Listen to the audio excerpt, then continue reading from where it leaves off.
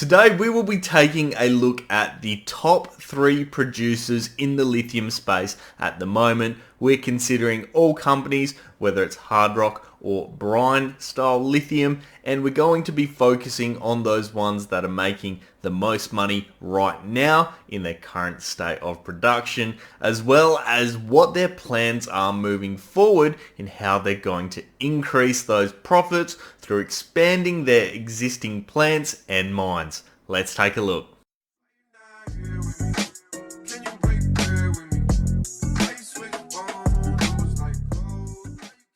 How's it going, guys? Ryan here and welcome back to another ASX stock video. Today we are focusing on, as I mentioned, the top 3 lithium producers that are currently on the ASX. These are companies which are really taking advantage of the huge amount of demand for lithium right now, and of course are making the most profits and are the largest companies from a market cap point of view. These, I suppose, are the juggernauts, or the blue chips rather, that you can pretty much safely go, hey, these guys are going to continue lithium production for an extended period of time. They're already making really good money, and they're more on the safer side of things as opposed to some of the other videos where I focus on the exploration stocks, which of course come with a significantly larger risk when it comes to valuation in the future. So without further ado, we're going to kick off with number 3.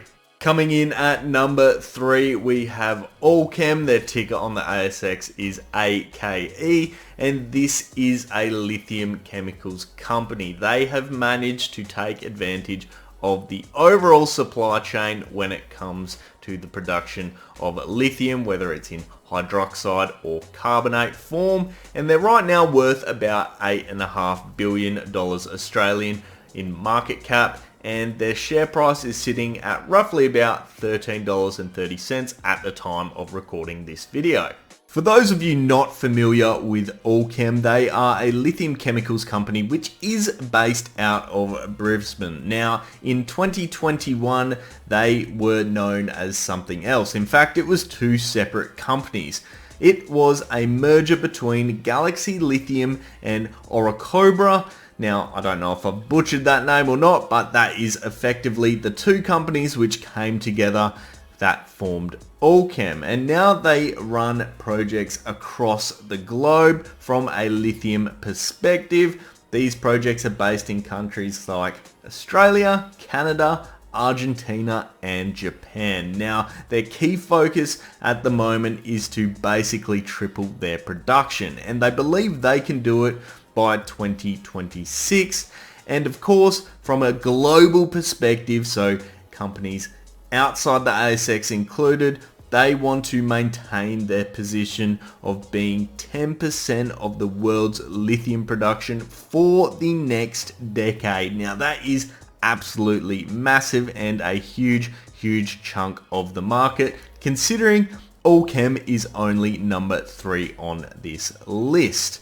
Now, of course, let's take a look as well at the financial state of this company.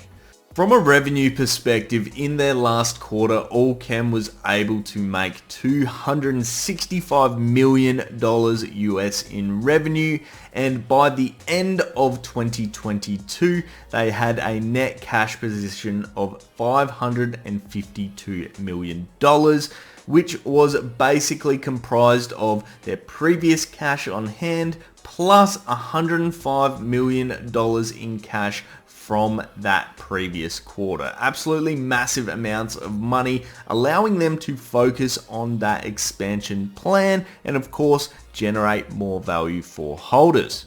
From an operational perspective, Allkem was able to produce record numbers. In fact, their Olaroz lithium facility recorded a production of 4,253 tons of lithium carbonate, which was up 17% of the previous corresponding period. Half-year production was as well also up at a record of 7,542 tons. Now that is 13% higher than the previous record, which was recorded back in 2019. And this is the results from the latest quarterly, guys. So these records are being hit basically as we speak. Now their sales were very impressive as well. In fact, they were able to sell over the last quarter 3,131 tons of lithium carbonate, which resulted in $151 million US gross cash margin. That is incredible. And their average price for that was $53,013 US per ton, which is fantastic, and it was up 23% from their September quarter. Allkem also take advantage of the raw material that is dug straight out of the ground on their spodumene deposits, and basically what they do is they sell it in dry metric ton form, as well as of course on their other operations they're producing lithium hydroxide, lithium carbonate, etc. So they really have their fingers across the entire supply chain, and they are able to take advantage of the current demand for lithium and of course lithium prices as well. Now if we think back to those figures that we saw when it came to the profits they're making and the volumes they're producing, as I mentioned, they are looking to basically triple that production. So that is going to be absolutely astronomical when it comes to the amount of money they're bringing in and of course the market cap of the company. And the important thing to remember is they have the cash available on hand, and they are consistently generating that from the sales that they are making of lithium. So they're in a very good position, a very strong position when it comes to being able to actually put their strategy into play from a development perspective. And of course, at the end of the day, this means more value for investors. So Allkem is certainly going to, I suppose, shoot up in value if you think about where we're going to see the company in the next few years' time, if they do manage to be able to increase their operations as much as they plan on doing. Coming in at number 2 on today's list, we have our fan favorite Pilbara Minerals. Their ticker on the ASX is PLS, and right now they're sitting at roughly about $4.9 Australian per share for a valuation of just shy of $15 billion Australian. So quite substantial when you consider the age of this company. They've just really been able to take advantage of the lithium market at this point in time through multiple operations and of course acquisitions of Altura's mines as well, being able to basically export as much as possible when it comes to hard rock lithium. So for those of you who want a bit of background on Pilbara Minerals, they have a fully owned operation. Of course, they have many global partners as well, and they basically produce spodumene and tantalite concentrate. Now, they do this through 2 of their processing facilities, feeding it through the mines that they have in Western Australia. The first is the Pilbara plant. This produces both spodumene concentrate and tantalite concentrate. They also have the Nungaju plant as well, and this just produces spodumene concentrate.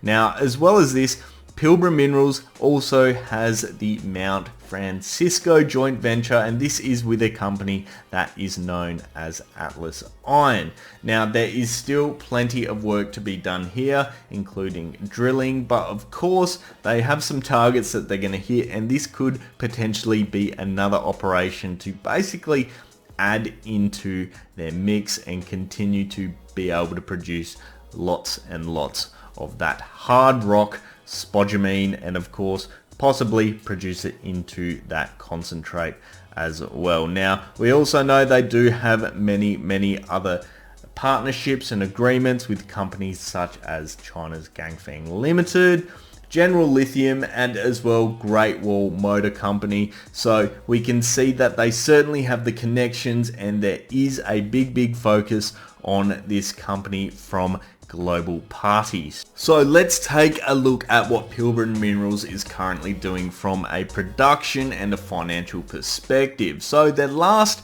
quarter of production was 162,151 dry metric tons of spodumene concentrate. This was up from 10% quarter on quarter, which the previous being 105,000 dry metric tons.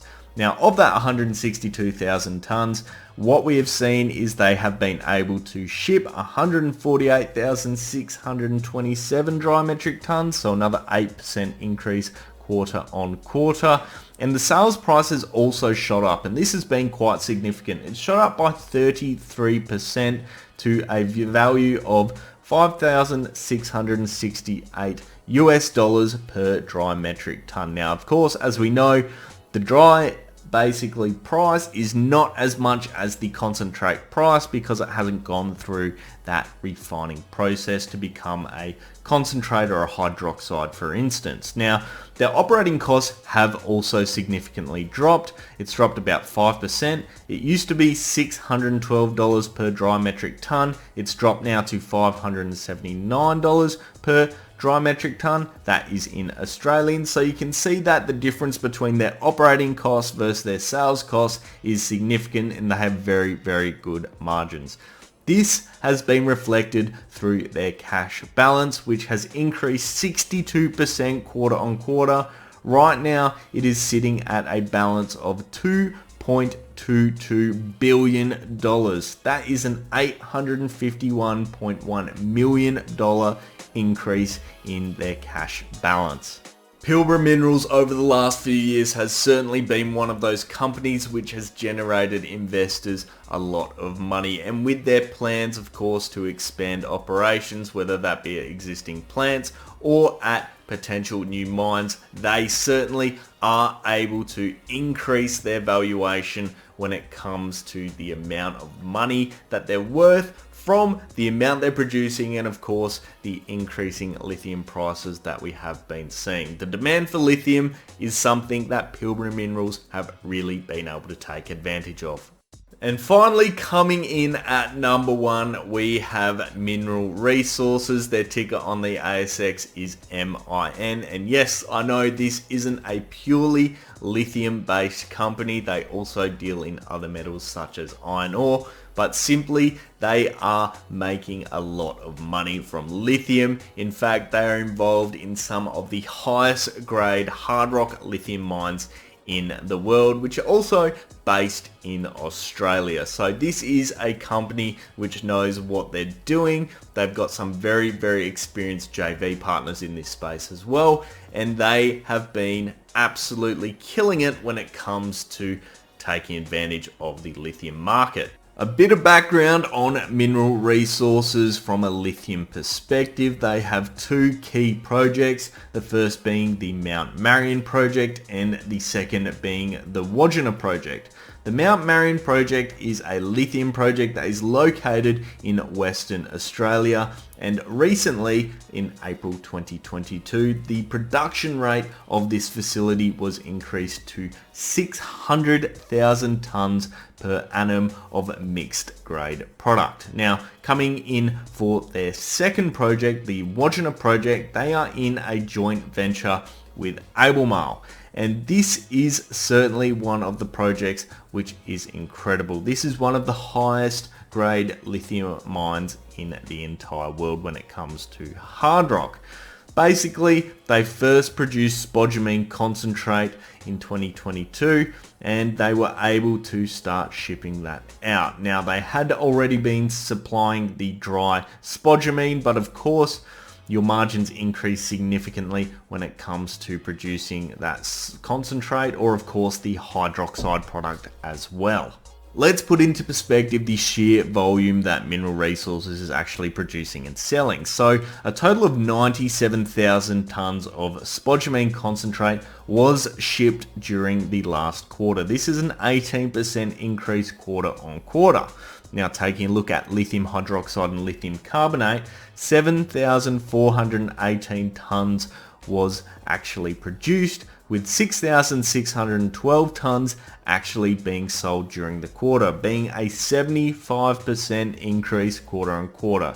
Now, the kicker is that the average realized lithium hydroxide and lithium carbonate revenue was per ton $65,996 US. This is a massive margin, and the reason for this is due to the fact that we are seeing really high grades come out of mineral resources operations. Now, I won't go into the financials of this company, given the fact that it's mixed in with other operations that they have, such as their iron ore projects, but it's quite clear to see that the volume that they're producing and the price they're selling it for is significant. And when you consider that they also do have those low production costs, being between that $500 to $600 per ton range, they are absolutely killing it when it comes to lithium production and, of course, taking advantage of the overall lithium market.